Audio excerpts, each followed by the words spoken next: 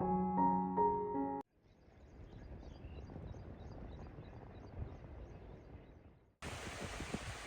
நண்பர்களே. இதோ எனக்கு பின்னால பெருகி நின்றிருக்கிறது கடல் போல தெரிகிறது கோதாவரி. பைத்தான் அணைக்கட்டுடைய பின்பக்கம் சில நாட்கள் ஆகிய தங்கியது. இந்த பகுதியை ஒரு பறவை சரணாலயமாக வளர்த்து எடுத்திருக்காங்க. காலையில் இங்கே வந்து இந்த பொழுதுல கோதாவரியை பற்றின நினைவுகள் நிறைய வருது. கோதாவரி எனக்கு ரொம்ப பிரியமான ஒரு பெயர், ஒரு ஆறு. பொன்னியின் செல்வன் எழுதும்போது ஒரு ஆற்றங்கரையில் உட்காந்து எழுதணும்னு ஆசைப்பட்டேன். பொன்னியின் செல்வன் முதல் வெளியில் எழுதும்.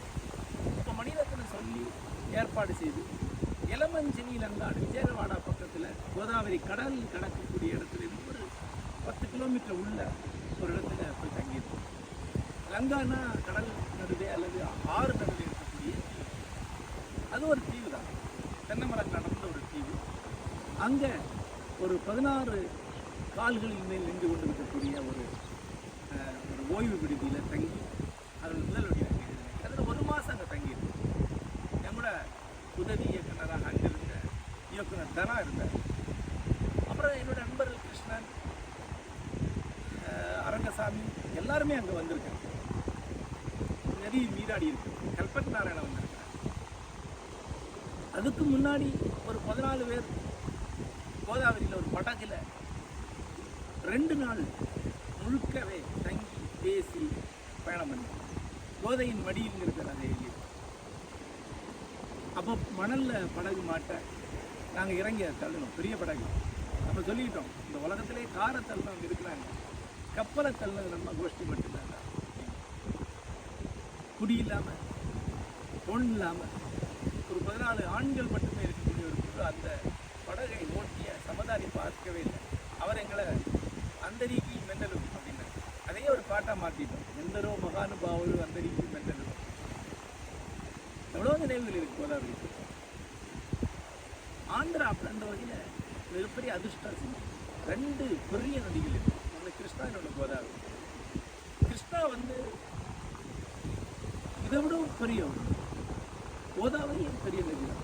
நமக்கு இந்த மாதிரியான வருஷம் முழுக்க நீர் பெருக்கி போகக்கூடிய மகத்தான ஜீவ நதிகள் எதுவுமே தமிழ்நாட்டுக்கு கிடையாது. இருக்கிறதுலே பெருசு காவேரி. காவேரி கூட வருஷத்தில் 3 மாதம் மணலாக தான் கிடைக்கும்.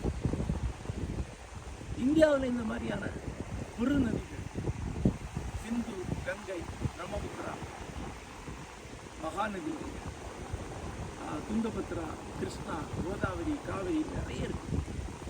இந்த நதிகளை எல்லாமே வேத காலகட்டத்திலேயே அடையாளம் கண்டு தொகுத்திருக்காங்க. இந்த நதிகளோட பேர் வர்றதே பிற்கால வேத நூல்கள், அதாவது வேத மருவிய காலகட்டத்து நூல்களில் சூத்திரங்களில் காலையில் சொல்ல வேண்டிய மந்திரத்தில் கங்கா சேமனாச காவேரியில் ஆரம்பித்து நதிகளுடைய பேர்கள் வருகிறது. இந்த பேர் ரொம்ப முக்கியம். ஒன்று, ஒரு நிலப்பதி அப்போ அவங்க மனசுக்குள்ள இருக்கு. கங்கையிலேருந்து காவேரி வரைக்கும், பிரம்மபுத்திராவிலிருந்து சிந்து வரைக்குமான ஒரு பகுதி அவங்க மனசில் இருக்கு. அது தங்களுடைய நிலம் நினைக்கிறாங்க. தாங்கள் வாழக்கூடிய சின்ன ஊரையோ நிலத்தையோ தங்களுடைய இனக்குழையோ தாங்கள் அவர் நினைக்கிறாங்க. இவ்வளோ பெரிய நிலத்தை தாங்கள் நினைச்சிருக்காங்க. இது ஒரு முக்கியமான அடையாளம். அதே குரல் தென்னிந்தியாவில் இருக்கு. படாது பனிபடு நெடுவரை வடக்கும் குடாது குமரியின் குடத்து என்கிறார். புறநானூற்று இருக்கிறதுலே பழைய பாடல்கள். புறநானூற்று 16 பாடல் தான், முதல் 16 பாடல் தான் தமிழில் கிடைக்கிறதே பழமையான பாடல். அதில் இந்த வரி வருது, அவனுக்கும் பனிபடு நெடுவரை தன்னுடையது என்று கண்டார், இமயமலை தன்னுடைய எல்லை என்று என்ன அர்த்தம். ஆக இந்த மானசீகமான ஒரு நிலம் கிட்டத்தட்ட 3000-4000 வருஷமாக மனசில் ஊறியிருக்கு. அதில் ஓடக்கூடிய இந்த ஆறுகள் ஒரு பட்டியல் இருக்குது. இந்த ஆறுகளால் போஷிக்கப்படக்கூடிய நிலம் என்பதுதான் தன்னோட நிலத்தை பற்றி அவனுடைய எண்ணமாக இருந்தது. இந்த நிலங்களை வழிபடும் போது ஒவ்வொரு நாளும் இந்த ஆறுகளின் பேர்களை சொல்லி வழங்க வேண்டும் என்ற ஒரு மரபு இங்கே இருந்தது. இந்த ஆறுகள் எல்லாமே பெண்கள் தான். ஒன்று மட்டும்தான் ஆண், அது பிரம்மபுத்திரா. பாக்கி எல்லாமே பெண்கள், பாக்கி எல்லாமே அன்னையர். இந்த மத்திய இந்தியாவில் இப்பவும் பழைய சௌர மதத்துடைய ஆலயங்கள், இந்த சௌர மத ஆலயங்களில் பலதும் தனி வட்டமாக இருக்கும். சவுசாட் தேவி ஆலயம் என்று ஒன்று மத்திய பிரதேசத்தில் இருக்கிறது. வட்டமான ஆலயம், சக்கர வடி ஆலயம், நடுவில் சூரியனுடைய கோயில் இருக்கு. அந்த வட்ட வடிவமான பிரகாரம் உள்நோக்கி திறந்த சிறு சிறு சந்நிதிகளானது. ஒவ்வொரு சந்நிதியிலும் ஒரு நதி தெய்வமாக இருக்காங்க. இந்த ஆறுகளை தெய்வமாக பார்ப்பது என்பது வேற எங்காவது இருக்காது எனக்கு தெரியும். ஏன்னா இப்போ எகிப்தை எடுத்துக்கிட்டா வெறும் புழுதி பாலையில் ஓடக்கூடிய ஒரு பெருநதி தான் அதனுடைய வாழ்க்கை. யூப்ரட்டிஸ் நைக்ரீஸ் இல்லைன்னா ஈராக் இல்லை. அப்படி வாழ வைக்கும் ஆறுகள் நிறைய இருக்கு. ஆனால் எந்த ஆறும் இப்படி ஒவ்வொரு நாளும் காலையில் வழிபடப்பட்டது. ஆனால் இங்கே இந்த ஆறுகள் எல்லாமே ஒரு நாள் கூட விடாமல் வழிபடப்பட வேண்டும் என்று சொல்லப்படும். ஏன்னா இந்த ஆறுகளின் கொடைதான தினம் என்கிற ஒரு பெரும் பிரச்சனை இருக்கு. விண்ணில் பெருகி இருக்கக்கூடிய ஆப் என்கிற தெய்வீக நீரின் துளிகள் தான் இது, அவற்றின் மைந்தர்கள் தான் சூரியனுடைய புத்திரிகள் என்று இந்த ஆறுகள் கருதப்படுகிறது. இந்த வழிபாட்டு மனநிலை, அதனுடைய அந்த உணர்வு நிலையை புரிந்து கொள்வதற்காக ஒரு நவீன மனிதனுடைய ஆழம் இருக்கின்றன. நீங்கள் இன்றைக்கு வாழ்றீங்க, இன்று இருக்கக்கூடிய உணர்வுகள், இன்று இருக்கக்கூடிய அரசியல், இன்று இருக்கக்கூடிய படிமங்களுக்குள்ள நீங்கள் புழங்கிட்டு இருந்தீங்கன்னா உங்கள் மைண்ட் இவ்வளவு. ஆழம் என்பது காலாதீதமான, அதுக்கு நேற்று இன்று கிடையாது. அந்த காலாதீதமான ஆழத்தை தொடும்போது தான் ஒரு பேரிலக்கியம் உருவாகுது, ஒரு பேரிலக்கியவாதி உருவாகுது.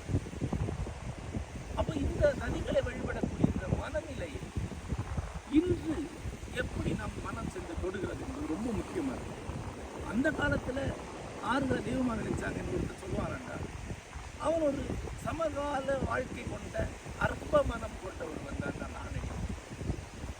இலக்கியத்தில் இந்த மாதிரியான மெட்டீரியலிஸ்டிக் தாட்ஸ் உண்டு, சமகாலத்தனை உண்டு. இலக்கியத்தில் ஒரு தனி மனிதனுடைய குரல், அவனுடைய ஆற்றாமைகள், கசப்புகள், அவனுடைய வெற்றி தோல்விகளுக்கு ஒரு இடம். இலக்கியத்தில் ஒரு தனி மனிதனுடைய எதிர்ப்பு, கசப்பு, எதிர்மறை பண்புகளுக்கு ஒரு இடம் உண்டு. எதிர்ப்பு இலக்கியம் என்றே ஒன்று.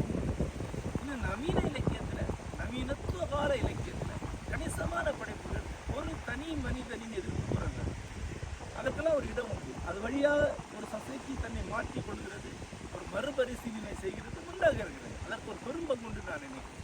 ஆனால் என்னுடைய ஆசிரியர் ஆற்றோர் விதமாக சொல்லுவார், 40 வயசு வரைக்கும் ஒருவன் காஃப்கா படிக்கணும், 41வது பர்த்டே முடிஞ்சு மறுநாளைக்கு படித்தா கூட அவன் ஒரு மடையன்.